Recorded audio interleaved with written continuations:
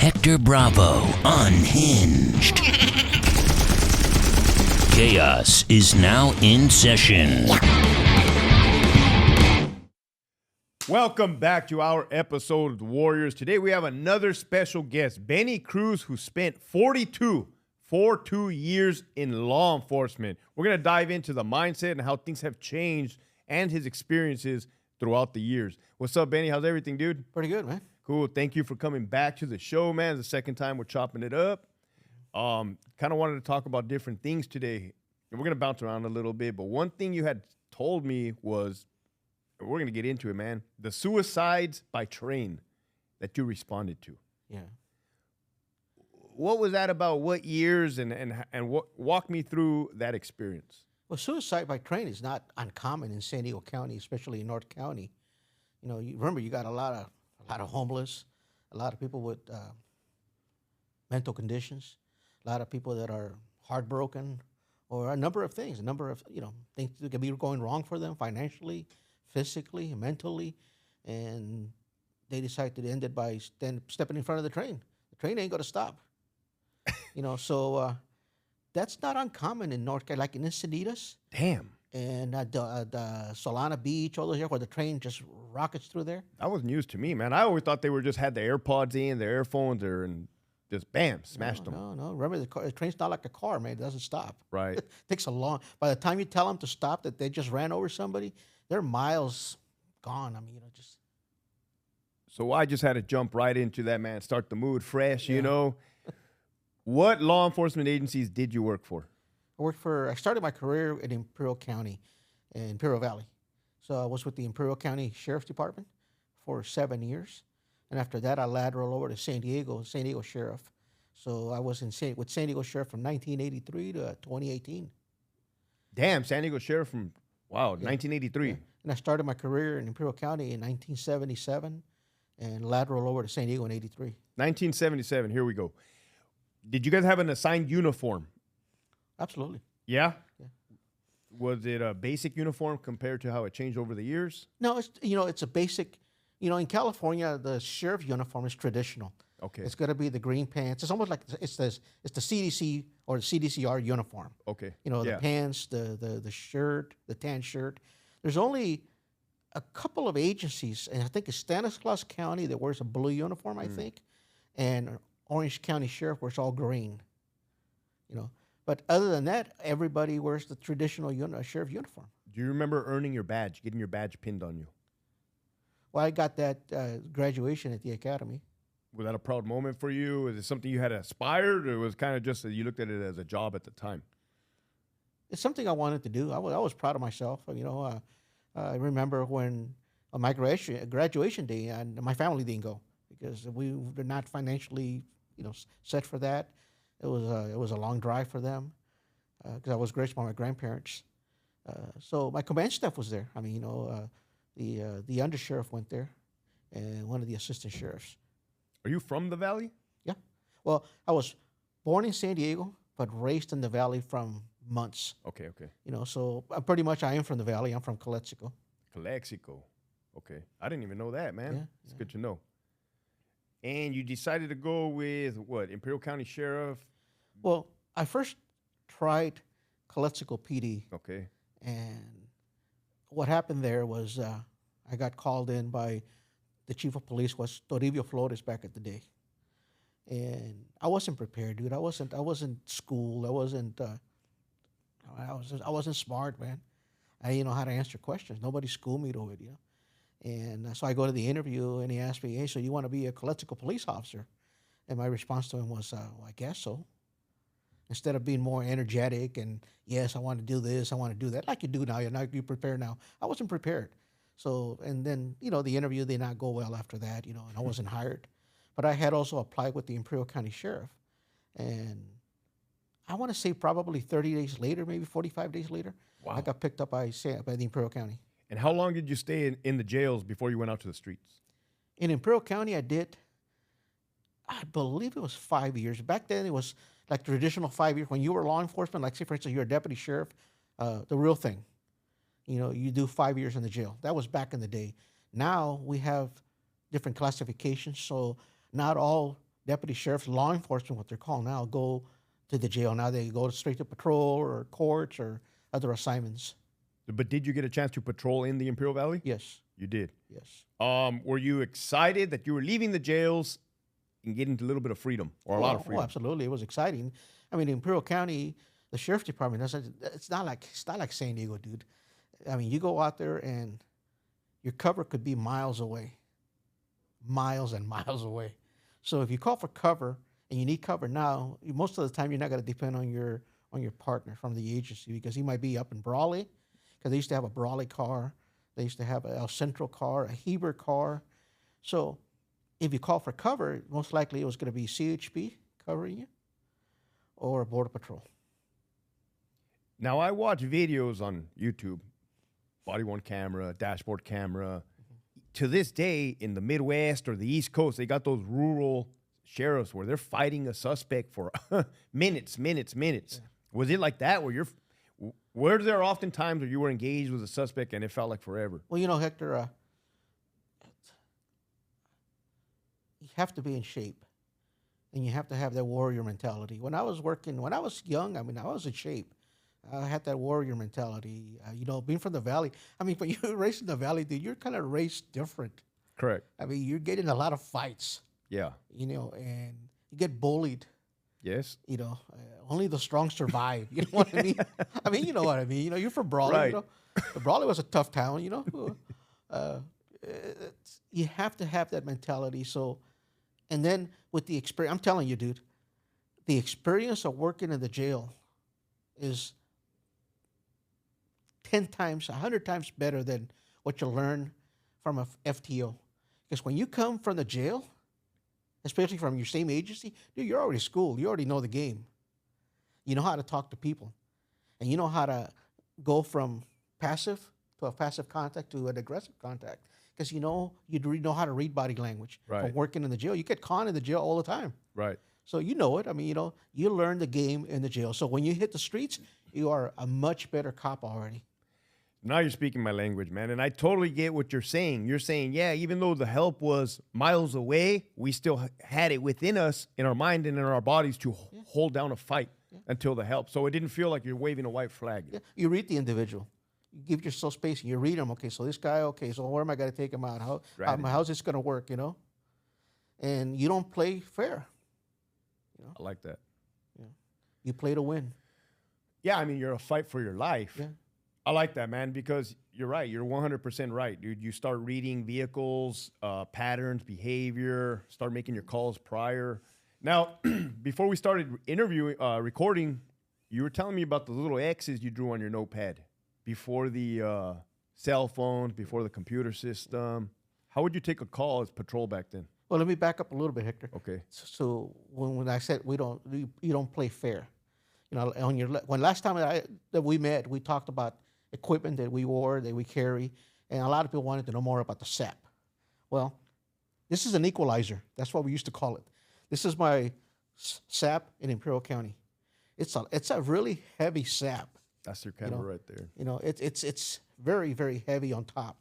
And I mean, this is your equalizer. This is what makes the fight equal, or you overpower the guy. And this is the SAP in San Diego. Sorry. The SAP in San Diego is called a beaver tail. And this is the only SAP that we're allowed to carry in San Diego with the Sheriff's Department. As a matter of fact, I think that we are still the only agency in the county that still carries SAPs, that are allowed to carry SAPs. But this is the one that I used to carry with the Imperial County. You want to feel the difference on them. So this is your equalizer. See the difference there? When you explain these tools to us, you sound pretty confident in their abilities, right? Now, working in a prison system, OC pepper spray, oleoresin capsicum. I can tell you that has not always been effective, right? I don't solely rely on that. Right.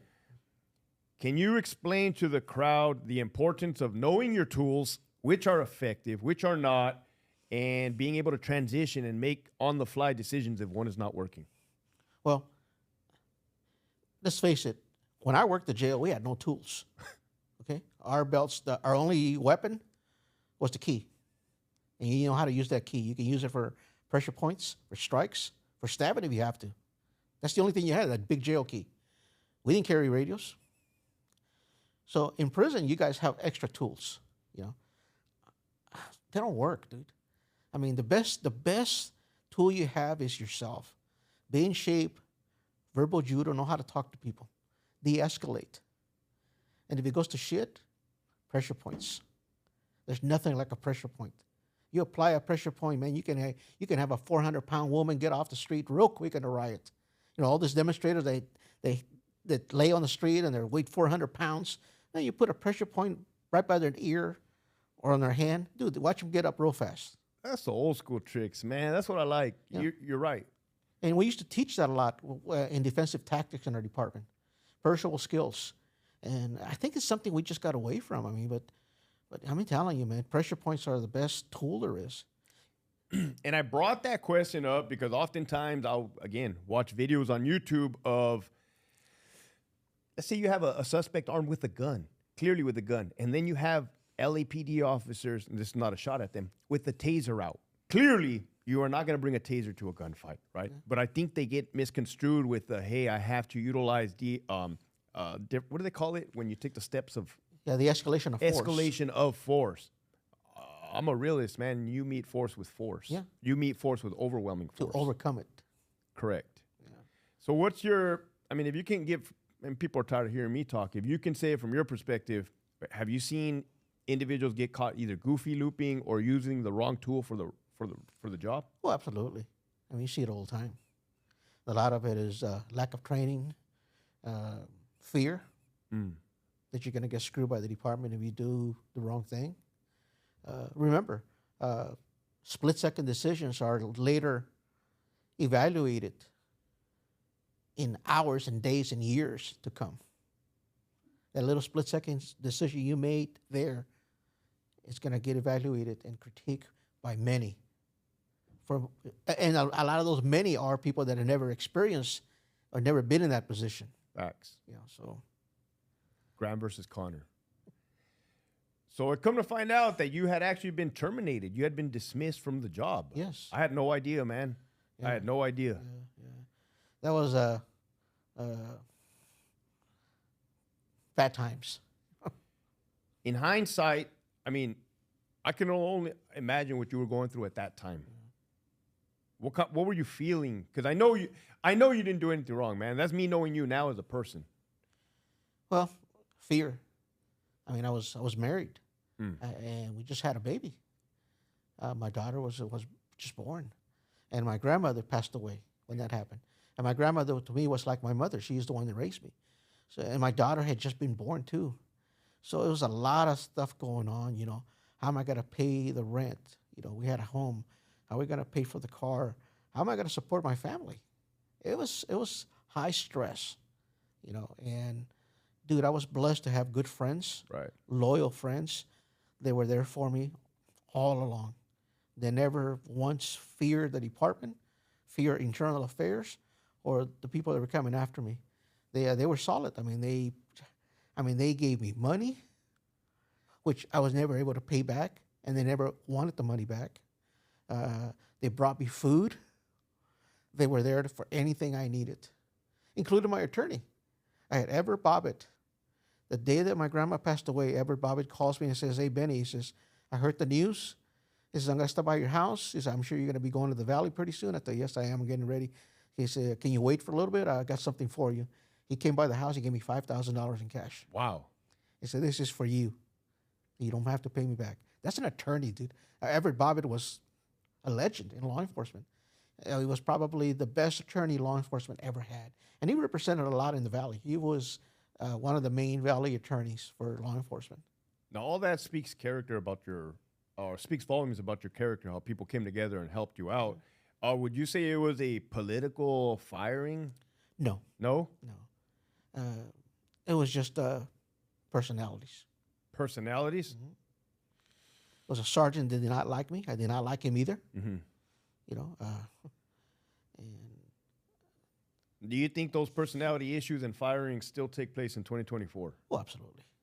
Yeah. He got the right people to go with his story. Mm-hmm. You know, and you know, I mean, my surprise was how internal affairs could not have interviewed the so-called victim. When my attorney did. My attorney went to Chino State Prison to interview him. And he showed him a six-pack, a photo lineup, which is 6 photos. A photo lineup legally can be more than 6. It could be 9 photos. It could be a whole book. It could be an album, you know. But anyway, he showed him the photo, and he said, and so he identified the people that actually beat him. And my attorney asked him, he says, well, wasn't it this guy right here? He said, no, he knew who I was. So that's Benny Cruz. That's the gang detective. I hate his guts. He's always on our ass. He was a West Coast Crip, you know, and that was shown to a civil service, and right away the case got dismissed, got dropped, with harsh words from civil service to the department. Do you realize that there's been thousand people in your same boots that had gotten fired over nothing? A lot of people say, well, you should have sued. You should have done. Dude, I was just happy to get my job back. I was so excited to get my job back. And the civil service attorney said that I was supposed to get reimbursed for all the time that I was fired. Dude, that was almost a year that I lost wages. And he ordered the department to pay me that day. And I remember going to downtown San Diego by the old jail. That used to be our headquarters. It used to be called Mahogany Row. So I remember going there, and one of the commanders comes out, and he wants to know what am I doing there. I was told to come here and pick up my check. And his response was, he says, you can pick up your check. This is your payroll. And I told him, so I was instructed that I was to get paid today.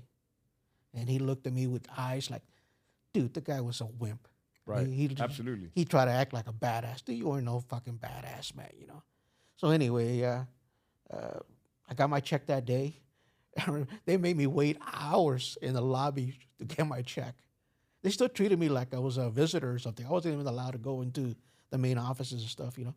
And I remember not a U.S. Marshal, a county marshal. We still had the marshal service back then. He comes over and serves me with a restraining order. And the restraining order is for the jail. Wow. It's stating that I cannot work the jail because I am too dangerous for the inmates. Was that the first time that had ever been done? Dude, have you ever heard such a stupid thing? Jesus Christ. That's a dream come true for every deputy sheriff. I don't want to work the jail. Nobody wants to work the jail, dude. I got this thing, and I said, okay, so where am I going? So we don't know yet. I said, well, I'm on the payroll. I mean, where am I going to go? So, well, go home tomorrow, and we'll figure out where you're going to go. So, you know, so guess where I go? Where's that? The jail. So I get called 2 days later. I get told to report to the El Cajon jail. That jail is known as the styrofoam jail. Why is that? Because people would escape like nothing out of there, I guess, you know. It was poorly constructed, you know. So I go there, and I show up, and the sergeant's a cool guy. He says, hey, Benny, he says, guys, I don't know what to do with you. He says, you're not supposed to be here. So, well, I was told to get here. So I know it, but you can't have inmate contact. He says, I don't know where to put you. So they were trying to figure out where to put me. So I ended up working the lobby, the visitors. Yeah. Until my name came up on what we used to call. There used to be a sheet. They used to come out called the green sheet, and that green sheet was all the transfers, all the promotions for our department. And I think it used to come out every month. So they were waiting for the green sheet to come out before I could go somewhere. So my choice was Lemon Grove because that's where my buddies were, you know, but also my enemies. Really? So I was told you can't go to Lemon Grove because you got 2 KSs, keep separates. Keep separates against who? Other employees? Me. But other employees? Yeah. I never heard of that. Yeah. The terminology KS used to be very, very common in the jail. KS, keep separates. You get an inmate, he's got a KS here, you got a KS here, you got to figure out where to put him. You got to classify him. So I was kind of classified that way. It's a KS, you got 2 KSs. So I was told that I was going to go to the Santee station. So there I went. Man, did you when you came back from being terminated, were you discouraged? Did you give less effort in conducting your duties? Hector, I was happy. You were happy that you got re-employed? I was just happy, dude. I was getting a check again. Be able to support my family. That's that hard, old school work ethic, man. Yeah. You think we've come a long way from hard-working work ethic? Oh, absolutely. You get your 8 to 5 guys. They're not real cops. You know, David Contreras, who's a good friend of mine, San Diego PD, retired. He's part of our podcast, The Gray Line, The Story Behind the Blue Line. Yeah. he's a warrior. That guy is hardcore. All you guys on there. He's hardcore, man. And we always talk about those 8 to 5 guys. The guys that you go to their desk and say, man, I got 2 years, 6 months, 3 hours, and 42 seconds to go before I retire. They're counting their seconds. They're counting by seconds, by minutes before they retire. Dude, why you're not a cop? Now, that's fine to have that mentality, right? Until a life or death situation happens. And then you go up against some real hardcore gang members or suspects that really don't have a will to live. Yeah. And have a desire to kill somebody else. Well, those guys that are counting their hours are got to be the 3rd unit on scene, the 4th unit on scene. They get a primary, they'll go on a traffic stop on something else, or they'll go to something else. And next thing you know, somebody else ends up taking the cover call ends up taking the primary. So now they're the 3rd unit on scene, the 4th unit on scene. Oh, they kind of slow it down. Yeah, They kind of that makes sense. Yeah. Talk to me about those exits that you said taking patrol calls back in the day, because I want to see how we've progressed in technology. Well, technology is high tech, especially with San Diego Sheriff's Department. I'm telling you, we probably have the best technology in the West weaponry in the nation. I'm telling you, we are top notch. Top notch. You look at a patrol car, the inside of a patrol car of a San Diego Sheriff's unit, and you look at the Riverside Sheriff's car. Look at the difference in the cars, the inside, the equipment, the tools, the weaponry that we can use. What would San Diego have versus Riverside not having? A GPS system or something? No. I mean, with San Diego, you have, when you go 10-8 on the field, you got your AR. Everybody's AR certified in the department. So once you get off training, you got to be sent to AR school. And you got to assign your own AR. So that is your AR. Doesn't go to the armory. Nice. And doesn't go to the next guy.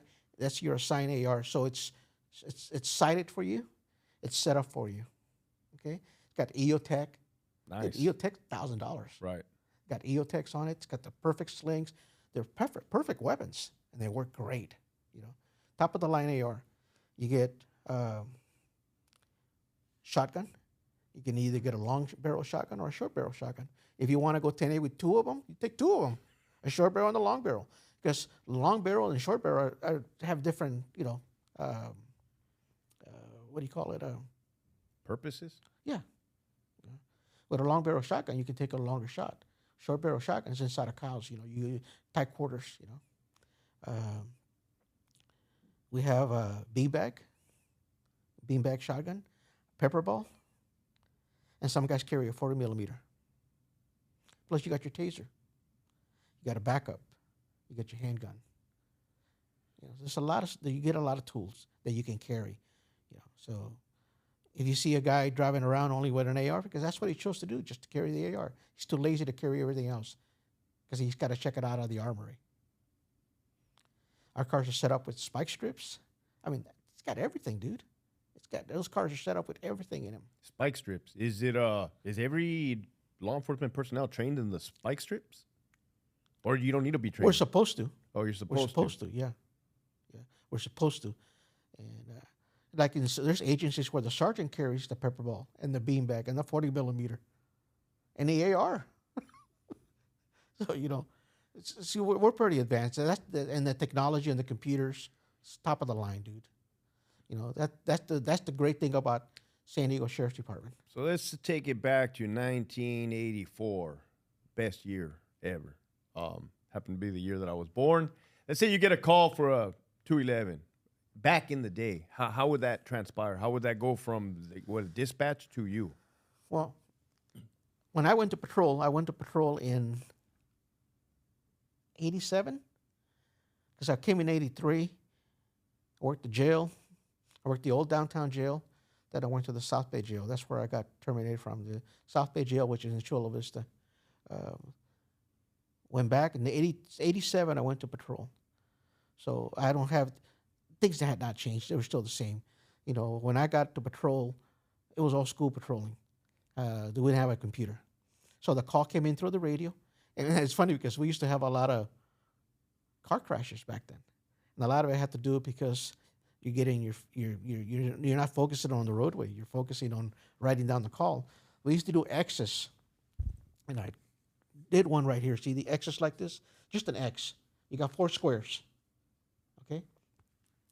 1 square is the time that the comm center got the call. In other words, the time that the RP called. So that's the original call. Okay. The second call is the time you received the call. Wow.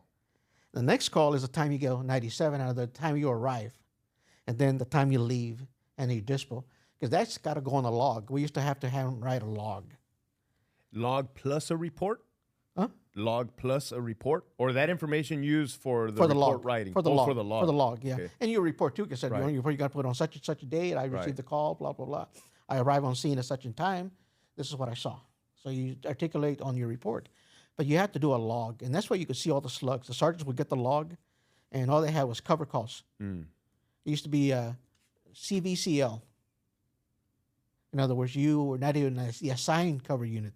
You get a log with 12 CVCLs. Dude, all you do is covering all day.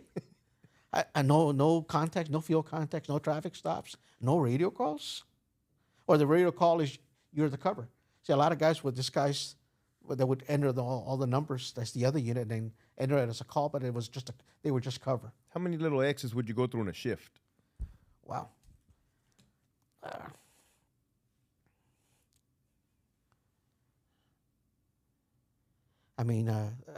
To be times in Santee where you're in briefing, because we have briefing, not like CDCR that some places they do, some places they don't. Right. In our department, in law enforcement, there's briefing. No matter how small you are, you have briefing. It can be Calexico PD that doesn't have a lot of officers. They'll have briefing. El Centro will have briefing. Brawley will have briefing. Everybody has briefing before they go 10-8. And there'd be times where we'd be sitting in briefing and we'd be hearing the radio, beep, beep, beep. It's a hot call coming in. And the sergeant says, okay, let's get out there. Got hot calls coming in. And you're already down. The sergeant would come in and briefing, like on a Friday, says, hey, we're down 10 calls. We're down 15 calls. Hey, day shift had a rough day. They're behind a shitload of calls. You're hustling. So you're playing catch up. Yeah. And I can only imagine things are worse now as far as being busier. Yeah. And now they got more personnel, but you're still busy.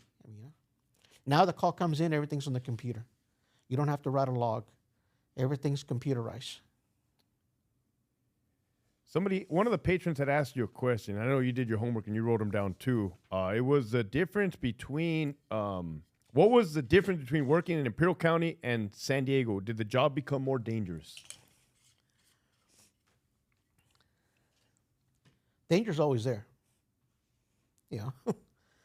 Whether it be Imperial Valley or San Diego or LA, it's the same danger. It's the job. Obviously San Diego's busier. It's a major metropolitan area, and like San Diego Sheriff, I think at the time we were the 5th largest agency in the country. Versus Imperial County. You can't compare it. Did you respond to that San Isidro incident at the McDonald's? No. I was working the jail when that happened. Did you get any feedback from your peers or how everything went down? Well, that was a San Diego PD incident. Oh, San Diego PD. Yeah, okay. Yeah. I think Sean Murphy, who's on our podcast, he might have been in SWAT back then because he was one of the SWAT guys. He was a SWAT guy forever, But no, I was working the jail when that happened. What about the LA riots? That we got deployed, and from San Diego? Yeah. We got deployed. We ended up at the Coliseum, and then from there we got deployed, following fire trucks, ambulance. We ended up in Compton. So it was busy. It's an eerie sight when there's no cars on the freeway other than police cars, and you see fire everywhere and smoke. 42 years, man. 42 years is a long time of anything. But to experience trauma, life and death situations, we talked about suicide by trains, we talked about the LA riots, working in the jails. I heard you tell a story about the guy that got clubbed over the face with that thing. Do you think law enforcement changed you as a person? Oh, absolutely. It changes us. You know, I mean, even after you're retired, you still have that cop mentality. It doesn't go away.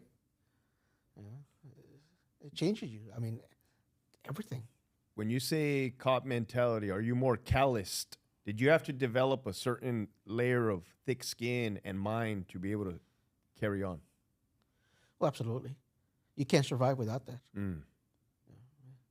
I mean, you don't have thick skin, you make mistakes. Those are the guys that get arrested, indicted for shooting somebody when then it wasn't justified, or they go scared, or it's a different world, dude. You know it. I mean, it's just. How about, and I don't want this to come out the wrong way, but profiling people, watching people, observing, going through your head. I mean, I do that. You know what I mean? Who can be a potential threat? Do you experience that? Well, I still do it. Right. I mean, I'm being retired since 2018. I sit in my car and I'm watching, I'm scanning, I'm profiling people, I'm profiling cars. You know, it's the nasty word if you do the wrong thing. And Correct. I think when they talk about profiling, it's when you profile a certain race. Right. Okay, but then again, like me, working Lakeside, what do you have in Lakeside? Whites. White people. So who's going to be all my FIs, all my contacts, and my citations and my calls? White people. That's not profiling. I probably used the wrong choice of words with profiling, but I think you know what I was asking is Profiling is when you look at certain things about that person. You know, like when I walked up to you. Oh, I know. Yeah. The minute I walked up to you this afternoon, Right. I could tell the guy was in prison. By Right. the way he was acting and moving and his speech pattern and just his mannerism. Now, with what we just covered, did that affect your personal life? Oh, absolutely. It does. It does. You know, you lose a lot of friends.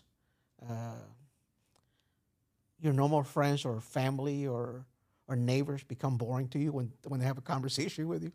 Because you're used to talking to your beat partners, and you're talking about the last call or this or that.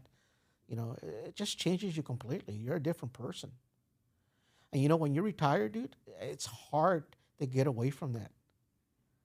I mean, you've been gone for not that long either. 2 years. But you can still feel it. Right. You know? I mean, you had a negative. When you left, it was in a negative way. You were pissed off. You were not happy with the way things were going. You know, you were not satisfied. The job wasn't what you thought it was going to be or what's supposed to be. But still, it's still you. Let's clarify something real quick, right? My biggest concern is a correctional officer is going to get killed as a result of the latest policy changes, right? So now let's fast forward to 2024. Benny turns on the news, he sees, the protests, and it's kind of slowed down, right? With the body-worn cameras, I think they actually help law enforcement. Yeah. What is your opinion on, and actually a patron asked that question, what is your opinion when you turn on the TV and you say, after 42 years of serving your country, you see defund the police, all cops are bastards, ACAB. What goes through your head? It's a sign of the times. History repeated itself. It's the 60s again. Mm. When they were bombing police cars, bombing police stations. In the 60s, they did that, I remember going to the academy and we were talking about stuff that happened in the 60s. To have that warrior mentality, And,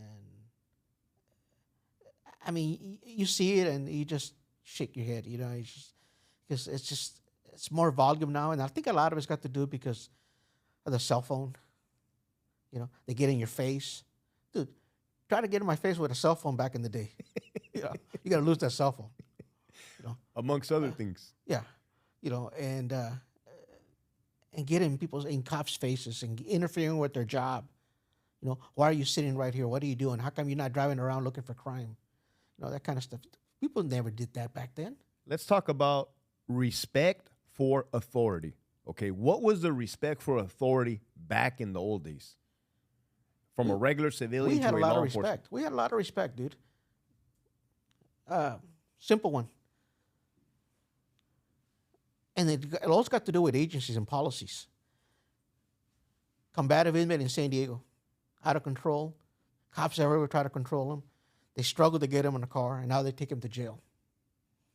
We get the call. San Diego PD's got a combative coming in. As soon as they hit that little sally port, door pops open. Good evening, sir. How you doing, sir? You know, Absolutely. the minute they saw deputy sheriffs or they saw that green and white coming, it was different. It was very different. Like I said, policies, rules, regulations. So our departments, our sheriff has always been well respected. I'm going to use the term necessary evil, right? There's things that maybe we did or didn't do as law enforcement officers or military veterans that I would call a necessary evil. You know what I'm talking about? Yeah. Things that have to be done in order to keep the wolves in line. Yeah, that's called the gray line. That's why our podcast is called The Gray Line, the story behind the blue line. Oh, that's perfect for you, man. It's the gray line. And you know what? A lot of people call us sheepdogs. Oh, Right. We're the sheepdogs. Dude, I ain't no fucking sheepdog. It takes a wolf to catch a wolf. Correct. Damn, straight out of But you Sicario. got to know when not to balance out. Correct. You got to know that balance. Because if you stare into the abyss will eventually look back into you. Yeah. And that, you're right, that's a fine line. Yeah. And another reason why I left the department, man, is after 16 years, it was jading me. Yeah. I've always said that. It takes a wolf to catch a wolf. Absolutely. Ain't no 100%. sheepdog got to catch a wolf. You might scare him. Okay, you now, and I don't even mean to bash. I do not mean to bash, man, because I want to save their lives. These youngsters in uniform these days. You think the majority of them have the right mindset for the job? No. How real is it going to get for them when shit hits the fan? Dude, just because you shave your head doesn't make you a badass. Correct. Just because you put tattoos on you doesn't make you a badass. Facts. You see a lot of this convicts, muy chingones, walking down in Pelican Bay or in San Quentin. Dude, you fucking put some hair on that motherfucker, he's just a little bitch. Cops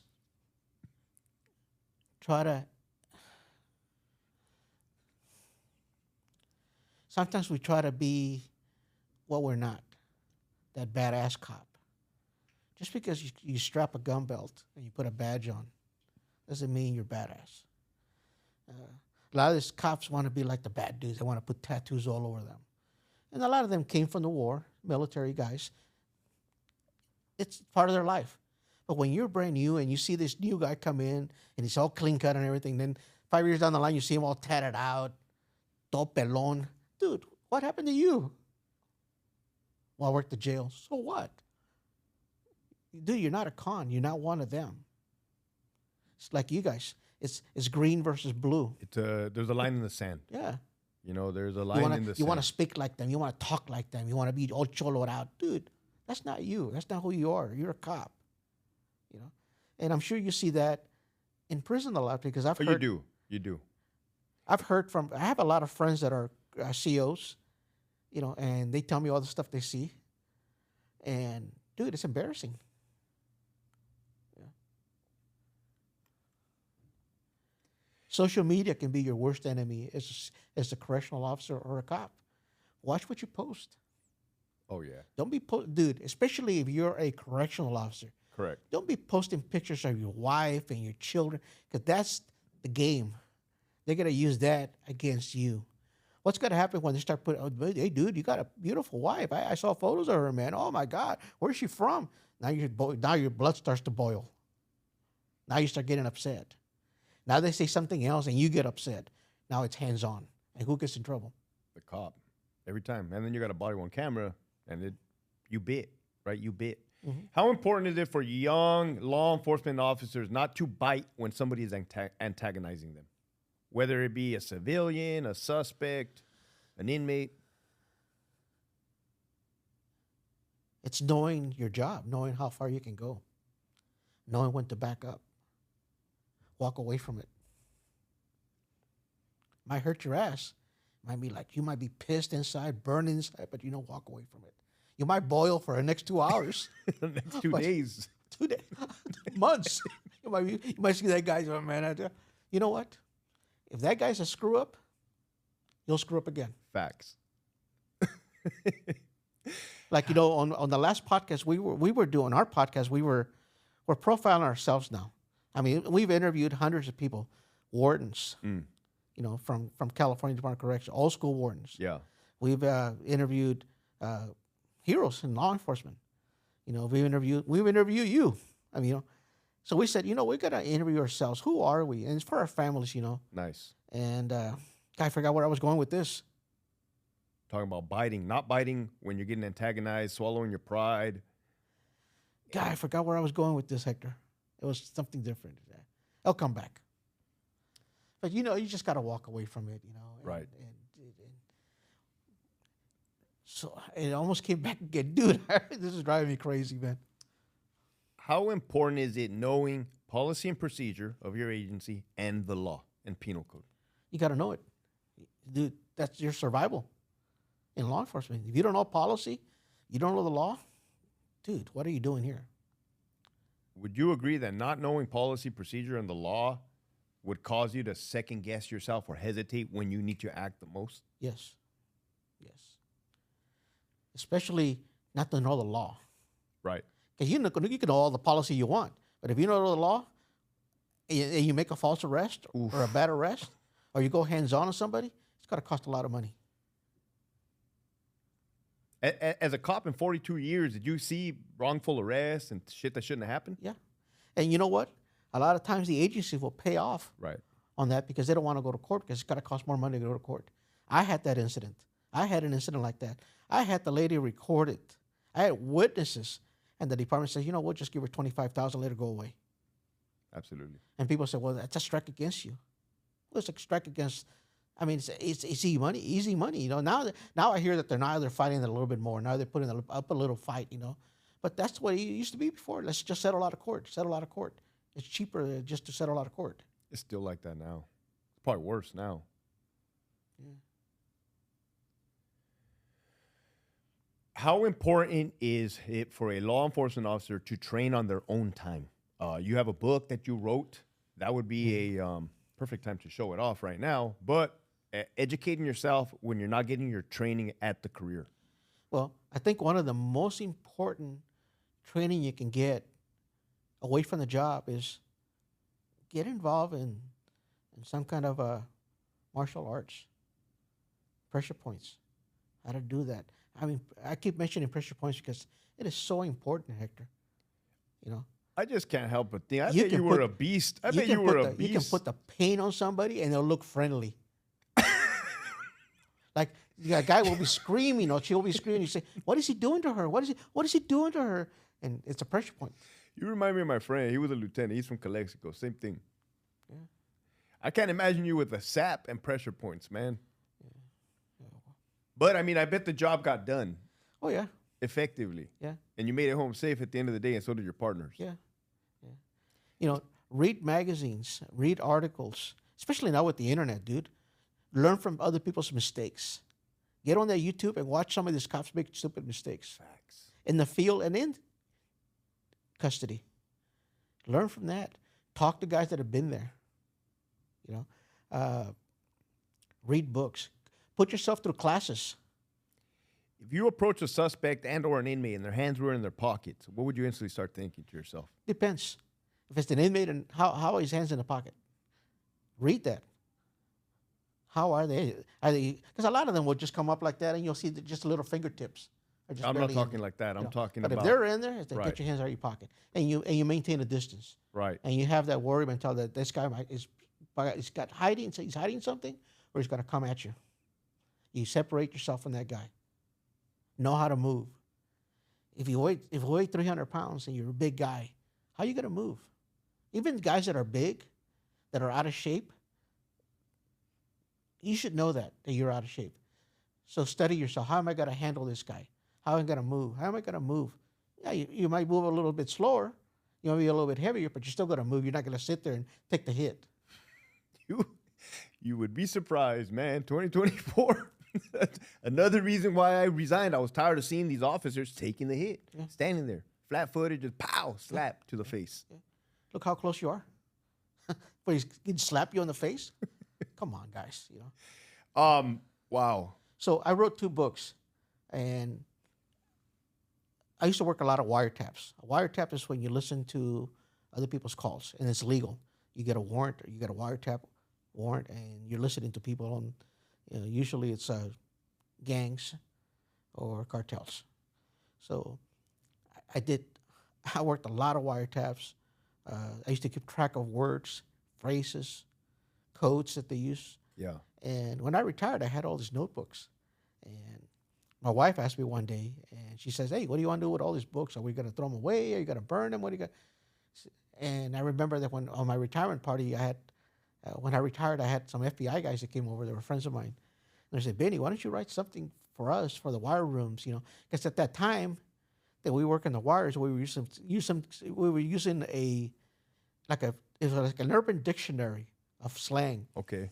But it was the unit from the University of Texas. It's Texas lingo. Dude, we're not working Tejanos. We're not working the Texas Syndicate. We're working down south. We're working the AFO. We're working Sinaloa, Jalisco. We're working ME.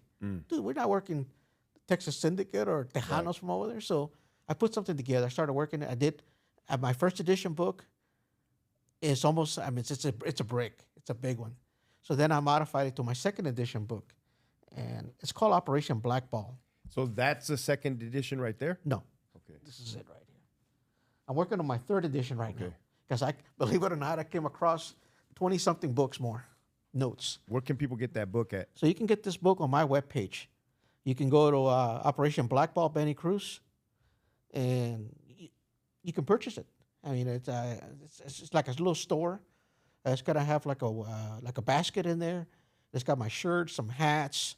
It's got the book. On Amazon, I think they sold out, but on Amazon they were selling for $85. So that's a lot of money. So I sell it for $40. How much man hours and education knowledge went into that book? Oh, Hector, man, I spent working on this book 2 to 3 years because I wasn't doing it full time. But how much? It's a how lot much of knowledge? How much wisdom is in that book? Dude, how many years of wiretaps and information? I mean, that's not easy. That's not easy work. Probably 15, 20 years. 15, 20 years, man. Right there. 'Cause There these you are guys words- have it, folks. These are words from when I interview people too, Wow. and they use certain words. Andaba de parranda. What does that mean? A lot of people don't know what that means. That means he was out there partying. He was out there drinking, depending on the substance of the interview, So this is a good book to have. And, the logo, my son drew it. And what it is it's a head. It's a skull. It's the snake. The snake's the cartel. It's going in through the mouth. And you see how many teeth it has? How many? 13 teeth for Sureño. It's going in through the mouth and coming out the eye. It means the guy talked too much and he saw too much. So he got executed. He got the gunshots. See? Damn. That's what the logo is.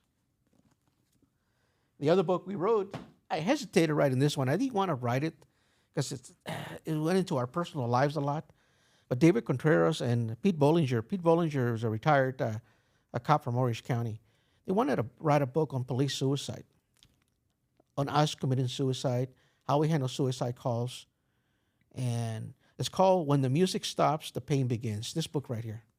And you can get this one on Police and Fire Publishing. Okay. If you guys follow Mundo Mendoza, I think he's part of the company. So there's a lot of books from Mundo. There's this book here. My book's there. In 42 years, did you personally know police officers that committed suicide? Yes. I actually responded to calls with deputies or PD officers that were trying to kill themselves. And Now, did you know they were deputies as you were driving to the scene, or that's something Yes. you saw when you got on scene? because a lot of times it came from the agency. The agency would call our dispatch and, "Hey, we got an officer. He's off duty right now. We're getting calls about this," and so we would respond because they live on sheriff's jurisdiction. And I had an incident with one that was I just spoke about it on my last episode 2 weeks ago. I'm in the report writing room. My sergeant taps on the window and he motions at me to come over.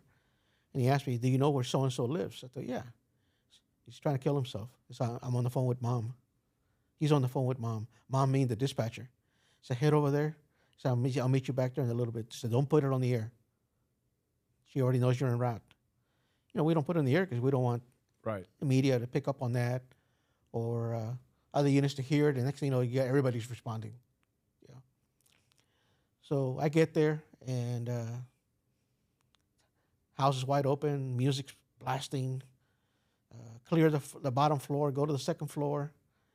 I find him in his bedroom, master bedroom. He was going through a divorce, and he had lubricated himself with Vaseline. So you know why people do that. People in prison would probably do something like that, so that when you go hands-on, you really can't go hands-on. Right. You're going to be slipping off, So he was all lubricated and had a gun to his head. He was crying. He was all out of it.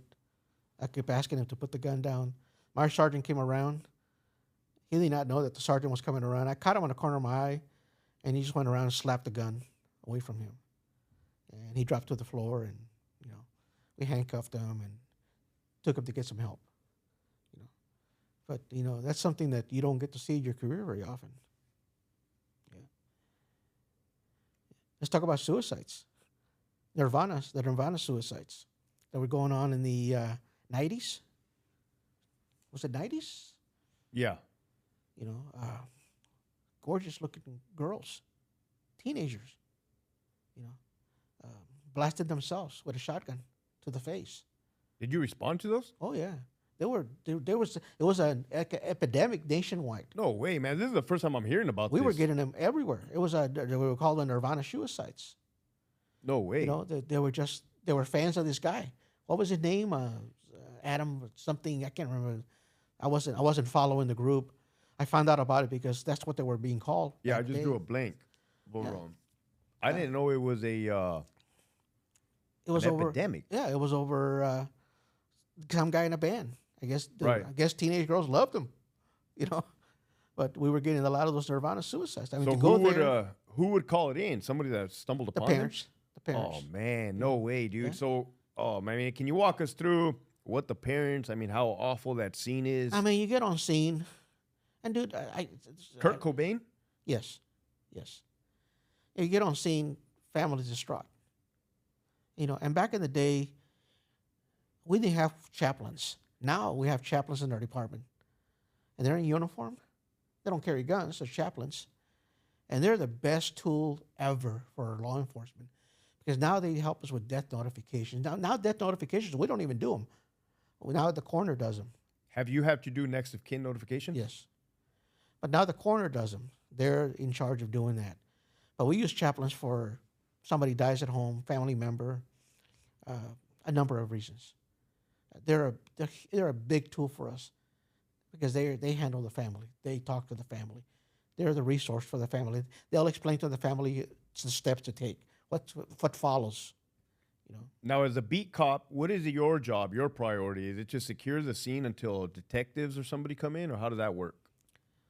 Well, on a suicide, detectives are not going to respond. They're not? No, if it's straight up Because suicide, it's open and shut case? yeah, there's no foul play involved, Okay. or no suspicion of foul play. Okay. It's not a death investigation. This is a suicide. Okay. So the coroner will respond, and the coroner will tell you this is suicide. So you write it as a suicide. So the beat cop's handling it. Yeah, You're we- on scene. Yep, we write the report. That's your crime scene. Goes to the coroner. The coroner writes the final report. So we get on scene. We might take some pictures. Yeah. And you call the coroner. Now, a person's still hanging. Who cuts them down, the cop or the coroner? When somebody's hanging, Yeah. depends. Is he still alive? We don't know. If the neck stretch, because you work in the jail, you know that when somebody hangs and they've been hanging for a while, the neck is very rubberized. So their necks will stretch. You'll have a neck this big. They'll be hanging and the neck will be stretched. I remember finding some of them on the street, hanging in abandoned buildings, whatever, and their necks were stretched. Now you know they're dead. But if you get on scene now, it's your calls fresh, and guy still look like he still might be breathing, you cut him down. If he's not, you got to wait till the coroner gets there. You got to do your photos. You tell the FDA he's dead. FDA's got to come look. Yeah, he's dead. If the FD believes that there's still a chance that he might survive, they'll cut him down. Now, as part of your job, did you also have to go to the courts and testify and follow up on reports and stuff like that? Oh, yeah, yeah. You know, talking about suicides, let's go back to suicide. I had a kid who, and I talk about him in the book, on the when the music stops, the pain begins. He was distraught over his girlfriend breaking up with him. And it kind of reminded me of me in my 20s, you know. And mom tells me he's in there, he's got a gun. I don't know where he got the gun from. He just broke up with his girlfriend. He's brokenhearted, blah, blah, blah. So me and my partner get there. He says, okay, well, let's see if we can talk to him. So I go knock at the door. And I can't remember his name, but I'm knocking at the door. The door's unlocked. He's yelling at us to get away. Go away, get out of here, get out of here. I said, dude, let's just talk, man. I know where you're coming from, and let's talk. So I opened the door. When I walked in, he's standing there with the gun to his head. And we tell him, dude, put the gun down. Let's just talk. Boom. No. Right in front of me right there. No. Like, wow. No way, dude. I looked at my partner and like, oh, fuck. Bro. Yeah, right in front of me right there. He just shot himself, you know. Now that hits different. That's different. Well, I mean, we were just like drained. Like everything went out of us. Like, whoa. Because there's no way you were going to be able to save this guy. Wait a minute, man. And then you had the mother in the house? Yeah. Oh, no. And the mother hears the gunshot. My partner right away ran to her, you know, keep her away from, because she ran towards the room, and mom called her back. And now, was there a split second where you're like, holy shit, did this just happen? My thought was, after I regained my composure, because you're frozen, like, the fuck did I just see? Correct. Dude, you don't see that. You're not supposed to see that. Usually when we get there, same thing in prison. You get there after the fact. They're already dead.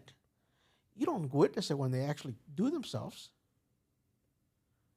I guarantee there's a small percentage of people that have ever witnessed that. And you're drained. You're just, and then you second guess yourself like, fuck, should I just done something different? Could I have done something different? Could I have just walked away and leave him alone? Maybe he would have put the gun down. Fuck. I mean, you just don't know. And up to date, I still think about that. I said, well, did I do wrong? Could we have done something different? I mean, it's realistically, there's nothing you could have done or could have not done to change that outcome. Yeah. Realistically, I mean, it just played out the way it is, and that's fucking shitty. Yeah. That's shitty, and that is a fucking shitty part of law enforcement. Yeah. And when I was talking to David Contreras about it, because he knew about it, and I says, "You put that in the book." I thought, dude, that's very personal, dude, because it kind of reminds me of me growing up in the valley, and it just. It hit home, you know. And I wanted to help the kid. How old was he? Roughly? He was in his 20s. I think he was 20 years old. He was from the valley? No, that was in Lakeside. That was in Lakeside? Yeah. Now that call right there, how long were you guys' shift? 8-hour shifts? 10 hour? These used to be 8 hours. 8 hours? 8-hour shifts. Do you recall if that was in the beginning of your shift, middle of your shift, or your end? Is that something that cops deal with and then they have to continue the rest of their day? Or are you pretty much done for the day after something like that? It was probably towards the end of the shift, because I don't remember what we did after that. You know, all I know that and then sergeant came out, more units came out. Were you married at the time? Yeah. You know what, Hector? I never brought it home. That's the way I survived. I always kept it inside. And that's what, again, David Contreras and I talk about this stuff in our book. We keep everything inside. And we keep our emotions, and everything's kept inside. And then when you retire, because you're on the go all the time, dude. As a cop, you're go. I mean, we live on stress. Stress is our water, you know. Right. You're pumped all the time. I mean, you go high, low, the whole time, every day, 3-4 times a day, 5 times, 6 times a day. You go from 0 to 100 in a blink of a second, and your body can handle that. Your mind can handle that. But when you're retired and you start thinking about all this stuff, like, holy shit. You know, it starts to leak. That's what David calls it. David calls it a leak. I was going to make an erectile dysfunction joke right now, but but I'll save that one. I didn't have that problem. What's the excuse that I use? Yeah. So, but I never brought her home. I kept everything away from my wife, and especially Now, my kids. Benny, man to man, after hearing that back in time, how did that make you feel? That you observed that and you went home to your wife and you couldn't say nothing. How did that make you feel? Still feel the same way. I did the right thing. Keep it away. Keep it away Yeah, keep because it you away. feel like you're protecting She them. doesn't need to know that. Right.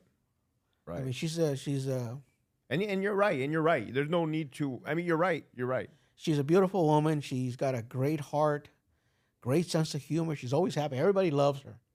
Everybody loves my wife. She's always happy, smiling. Dude, I don't need to ruin that by telling her what I saw. And It's almost like robbing people of their innocence if you Yeah. divulge that information. now that she reads the books and all that, she just kind of stays quiet, Now, how about seeking mental health help after witnessing something like that? Is that something you encourage? Well, maybe not back then. What's your take on that? Back then, are you fucking kidding, dude? You didn't get any help. You didn't ask for any help. Correct. It was a different mentality, dude. Cops were different back then. But do you find that to be helpful or hurtful?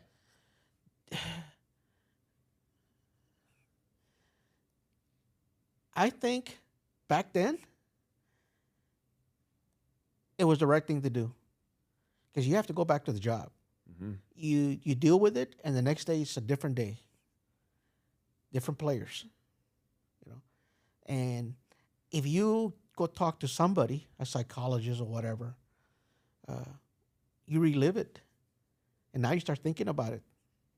Now you start thinking, if I could have done something different, dude. When you're working, dude, it's just rock and roll. It's back to the next day and back to the next day, and because the same shit happens over and over, Now it's a different generation. Things are done different. I don't know. I really don't know whether it's a good thing or a bad thing. Is there hope for this new generation? Hope in which way? And hope that they're going to get their shit together and turn it back around to the way things used to be. Well, Hector, again, going back to history. Right. History repeats itself. I mean, look in the 60s. And then we became tough again. And then we got weak again. So I hope that someday we'll be, You were a grunt, man, boots on the ground. How did it feel to go through all of these changes? Like you said, history, the crack pandemic, and the first time I hear about this Kurt Cobain pandemic. How did you feel? How do you, looking back now, do you think like, man, what the hell? Are these just phases or what are they? you just keep moving, dude. It's an evolution. It's an evolution. It's on to the next evolution and the Trends. next evolution. It's like the military. It's on to the next evolution and the next evolution. Now, do you think it's created by design? By people above us in power creating this, fostering this environment at this level, the street level? You're talking about it as far as the administrations? Administrations using the media to spin a narrative. Do you believe this is by design?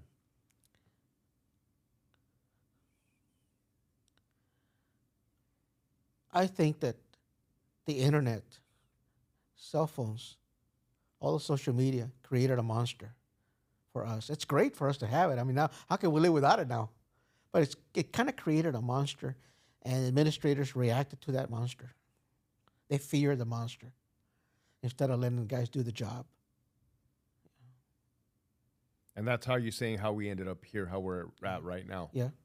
They're afraid of that monster. Tying police officers' hands behind their back, so to say. Yeah. And I tell you what, though, I honestly do think that policing is a lot better now In which way? in the way we handle things. Technology-wise, investigation-wise. Dude, the tools that we have now to solve crimes. I agree with that. But what I don't agree with is the police officers of 2024 having to fill multiple roles as mental health counselors to people, right?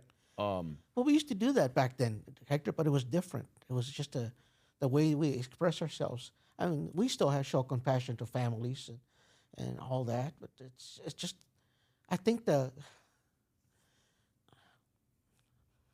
don't want to be negative against our cops that are out there now, but it's a different generation. They're soft, dude. lot of these guys are soft. Well, it's And, history. and will it change? Oh, let's hope so. I mean, we don't want to see monsters. We don't want to see robot cops out there. We don't want to see RoboCop. But you have to be more aggressive, and a lot of it comes from the top. The top's got to be more lenient.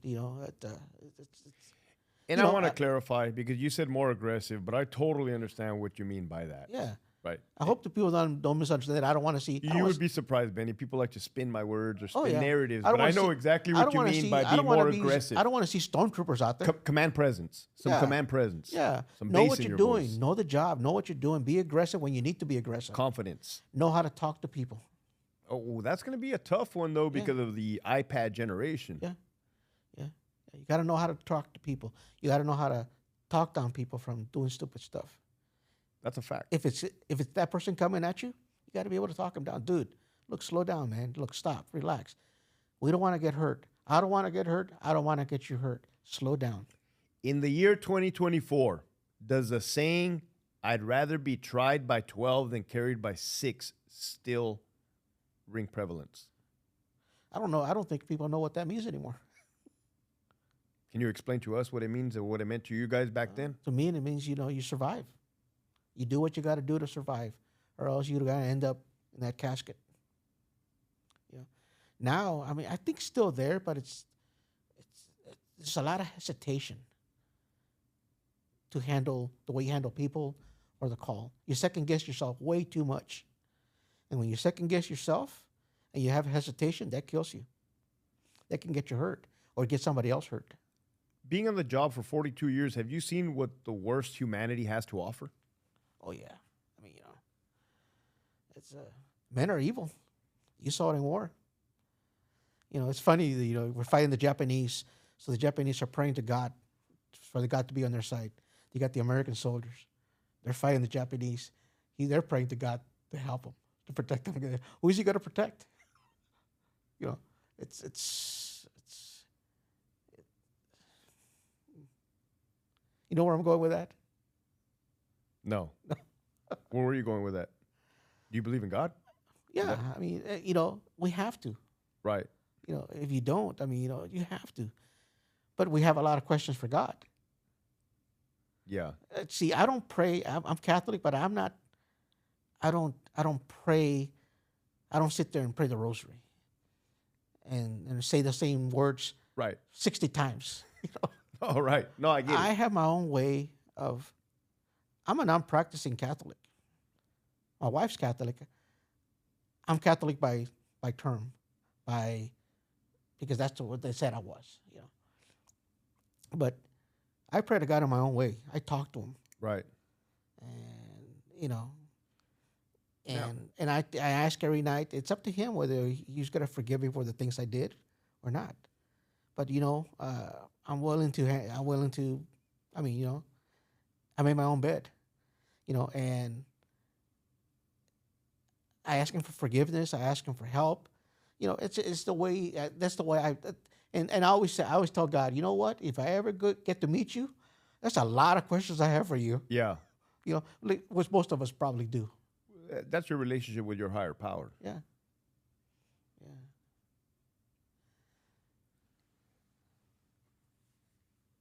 Where do you see the future of America heading and the future of policing? Depends who gets elected. Hey guys, consider becoming a patron where you will get first exclusive dibs on the video before it airs to the public, and you'll get to ask the guests special questions that you have in mind. So that's also another way to support the channel. Thank you guys. Appreciate all of you. Keep pushing forward. Make sure you hit that link in the description below. Yeah, because that's where the changes are made. To the Department of Justice, FBI, all the big agencies. It comes from above. That's where the control is. Yeah. Let's cover some of those patron questions. When somebody asks, how many Mexican mafia members did you know during your time working? Well, when you mentioned that, I kind of sat there and I thought about the names.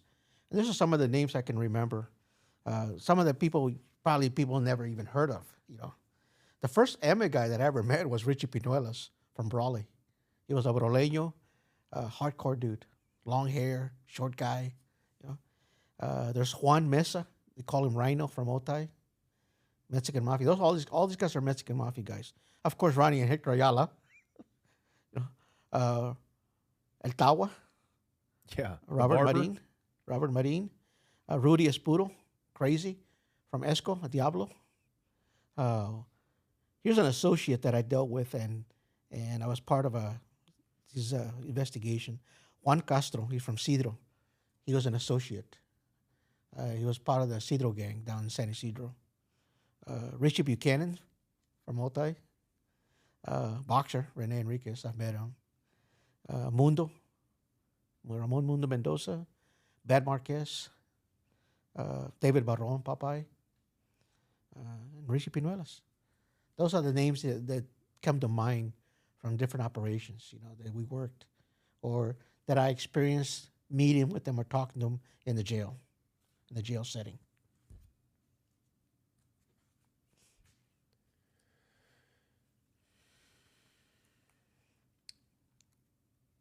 Do you feel that criminal organizations have gotten more sophisticated over the years?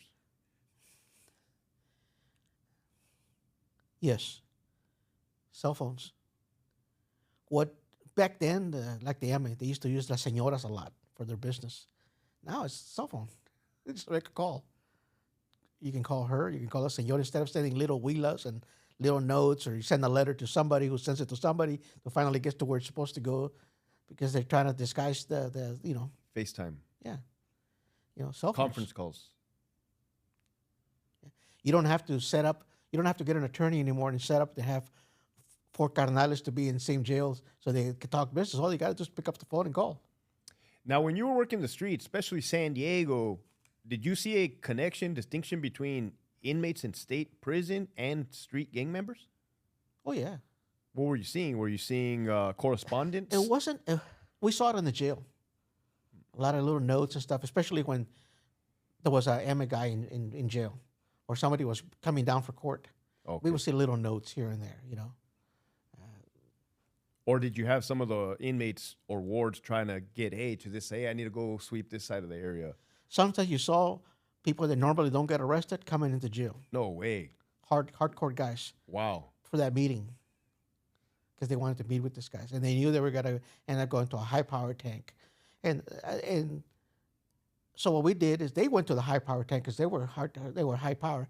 But the Emmy guy would usually go to a single cell. Okay. Man. For security reasons. So as we wrap it up, is there anything you want to say to the crowd, man? The floor is yours. Anything? Well,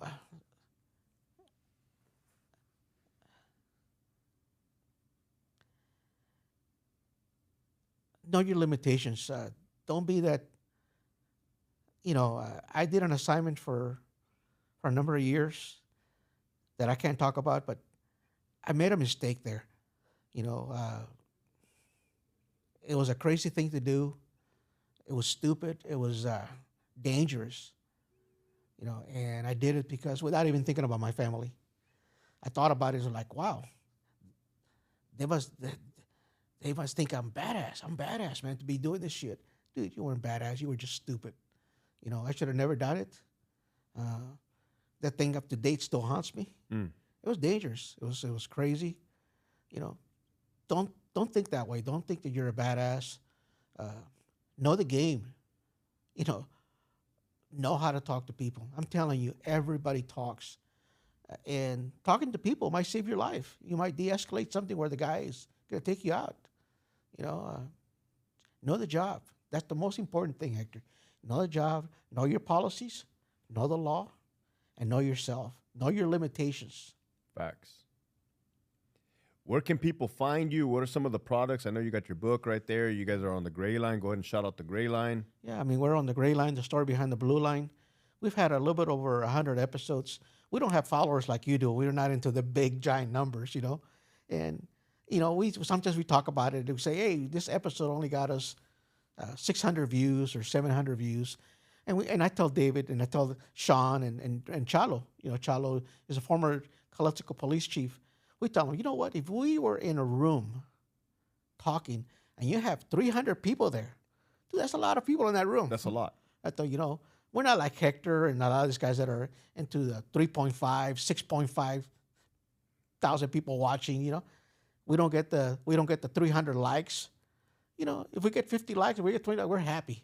It's a marathon, not a sprint. I mean, it's consistency, and you guys are consistent. Yeah, I mean, we're over 5,000 subscribers, and we don't. And a lot of people, Hector, just a lot of. I was asked the other day, said, "Dude, how much does it cost me to subscribe to your channel?" They think you have to pay. To yours? Yeah. Wow. No, it's free. It's YouTube. I think a lot of people think that to subscribe to our channel they have to pay. Oh, nah. I thought, no, you just subscribe. You just hit the button. I mean, like I said, we're not big numbers, but we're happy with what we do. We carry. I mean, we're legit. We tell it like it is. I mean, it's a solid channel. We're straightforward. It's no filters. Well over 100 years of experience. Yeah. Oh yeah, absolutely. I mean, David Contreras got 32. Chalo's got 32. Oh, Sean's man. got 27. And now we got the offshoot, which is the Ash Wednesday. There we got Bobby Arce from Phoenix PD. Dude, the guy's nuts. I mean, a private contractor after he got out. Dude, he's got like 30 years. Wow. And then you got Doug Collier, another San Diego PD legend in gangs and all that. Another guy with probably 30 years. Then you got me. I mean, we got 300 years, probably over 300 years of experience. Damn. And we all say it like it is, dude. I mean, there's no filter. It's like you. We were laughing last night because I was telling the guys, hey, I'm going to be on Hector's new show. I said, what's Hector's new show? It's called Hector Bravo Unhinged. And Chalo says, how much more unhinged can he be? Yeah, my mom told me. She said they were watching that show. Yeah. But, no, I got much respect for you guys. Thank you for coming on the show, Benny. It's always a pleasure, man. And I want to have those guys come on, too. I already shot a text to David. So make sure you guys follow the Gray Line Podcast. It's on YouTube. And thank you guys for watching this episode. Oh, my goodness, man. A lot of wealth, wisdom, experience, and knowledge. This is stuff they ain't going to teach you at the academy. This is stuff they're not going to teach you on the job training. You guys want to hear some real stories? Make sure you hit that subscribe button. I appreciate you guys. Keep pushing forward. You've been listening to Hector Bravo Unhinged. Follow for more.